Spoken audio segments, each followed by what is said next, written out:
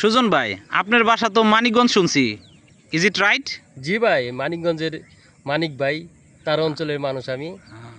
সুজন ভাই, জি। মানিকগঞ্জ যে ঝাড়ুকে আসলে কি বলে বলেন তো দেখি একটু। ও ঝাড়ুকে ভাই আমাদের মানিকগঞ্জের ভাষায় বলা হয় শলা। শলা? জি ভাই। Wow wow. তো ভাই রাস্তাকে কি বলে?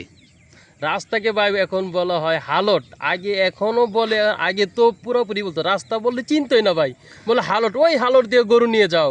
মানিকগঞ্জের মানুষ রাস্তাকে হালুট বলে? জি ভাই। হুম। আরো চিংড়ি মাছকে কি বলে ভাই? চিংড়ি মাছকে বলে ইচা মাছ। ইচা মাছ? হ্যাঁ ভাই, এই বিশাল চর অঞ্চল দেখতেছেন, এটা বলা হয় চর, চক বলা হয় ভাই, এটা আমাদের মানিকগঞ্জের ভাষায় বলে চর অঞ্চল। আরো কত কিছু অনেক স্থানীয় ভাষা আছে ভাই। আচ্ছা ভাই, মানিকগঞ্জের মানুষ নদীকে কি বলে? নদীকে বলা, আরে ভাই এটা তো আরো মজার ব্যাপার, নদীকে বলা হয় গাং। গাং? গাঙে মাছ ধরতে যাই, ছোট সময় কত মাছ ধরতে গেছি বড় ভাইয়ের সাথে, গ্রামের প্রতিবেশী, সন্ধ্যা হলেই ভাই মাছ ধরার জন্য কি যে একটা মজা, সে ফিলিংস এখন পাই না ভাই, সে গাং এখন ওইভাবে পাই না ভাই, মাছ ধরার ফিলিংসটা। আপনাকে অসংখ্য ধন্যবাদ ভাই, আপনি অবশ্যই মানিকগঞ্জের মানিক, আপনাকে অসংখ্য ধন্যবাদ। ধন্যবাদ ভাই আপনাকে।